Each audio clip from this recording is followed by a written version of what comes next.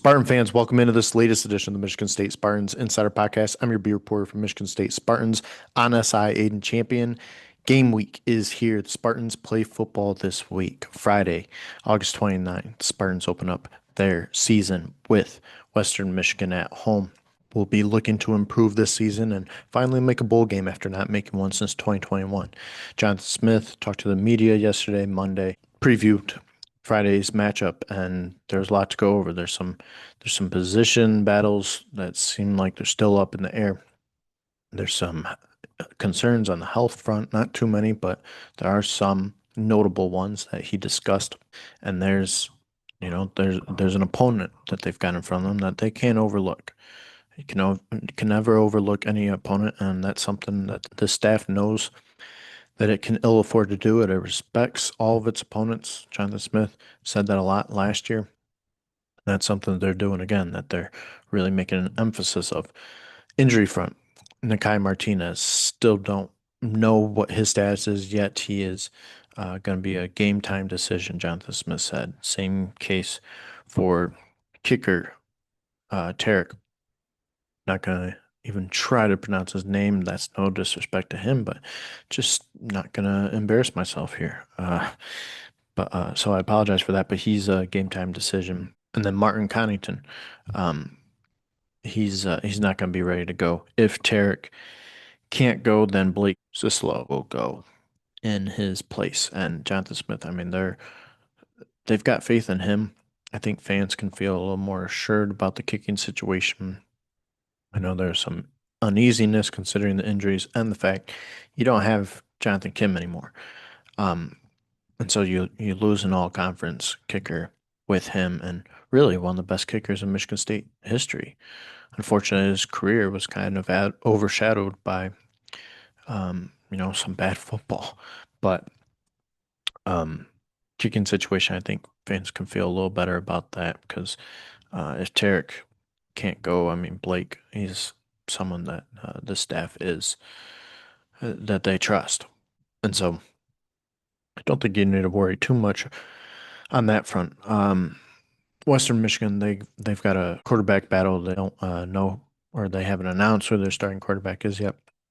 So Michigan State, naturally, as any team needs to do, they're preparing for both quarterbacks. And I think something that really helps in that case is these are two different styles of quarterback.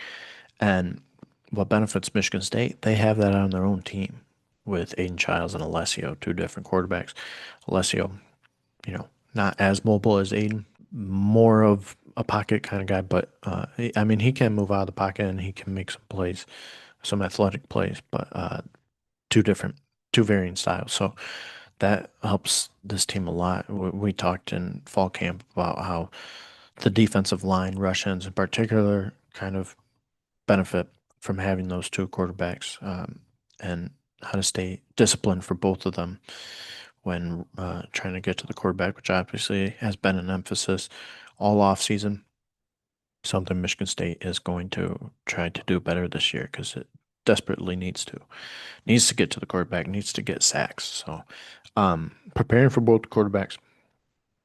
And then as far as positions and depth and rotations, Jonathan Smith said, he wouldn't be surprised if more than 5 linemen play in Friday's game. And that's nothing too surprising considering how much competition they've had in that room.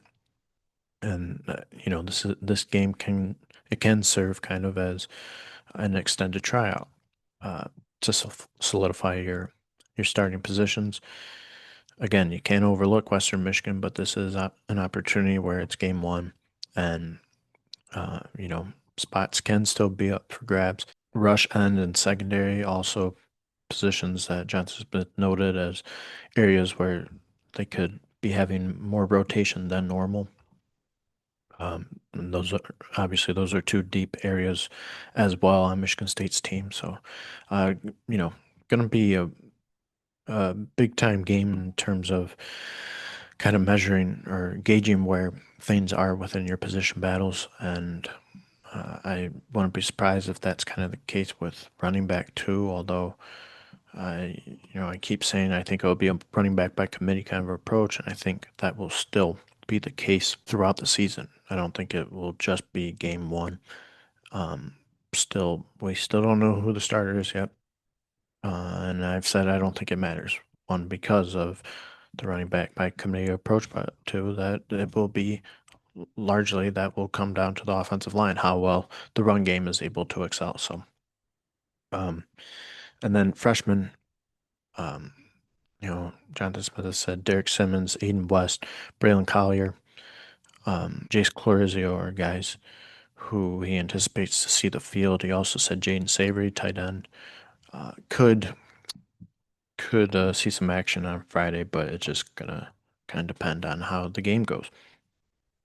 Um, and then as far as your kick and punt returners, it seems like Alante Brown is going to be your kick returner. Obviously, has been in the past. Um, and then Omari Kelly, who was an all-conference guy for punt return at Middle Tennessee State.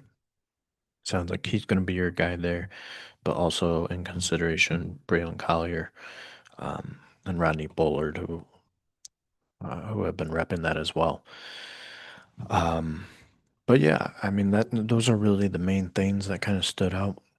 Going back to the injury thing, Martinez, he did practice a bit on Monday, had some reps, so we'll see if he's able to go. It's not the worst thing if he's not, because it is Western Michigan.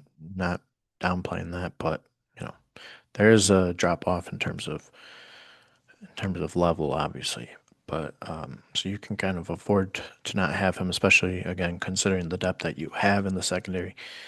If you can get him some extra rest if he needs it, you know, you just got to do that, and you need him ready for the bigger games right off the bat. I mean, Boston College will be a big one. That's a revenge game, one that it's home and it's going to be prime time. You definitely want to be have all your guys available for that one. So if you can rest Nakai for game one, if you need to, you got to do it, and you got to have him ready for Boston College. So, um, and then like I said, I think fans should feel at ease about kicking situation because uh, there are options there, and they trust Blake, but Tarek could also very well be ready to go. So we'll have to see. He also mentioned Jack Velling. Forgot to say that Jack Velling is fine, and they plan on him being ready to go Friday. So um, that's you know that's that's the gist there. But yeah, it's coming up, game one.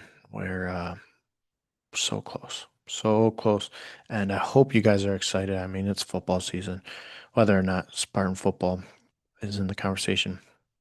Football season just best time of the year, and I hope people are getting. Well, I know people are getting excited for it, and I hope you all continue to have a great rest of your week, and don't uh, don't slack off too much as you get ready for game day. I know it can be difficult, but yeah. Thank you, as always, for tuning in. Very much appreciate your engagement. You can keep up with all of our content on Michigan State Spartans on SI, giving you tons of daily content covering your beloved Michigan State Spartans. Thank you for tuning in. As always, very much appreciate your engagement. I will talk to you next time. Thank you.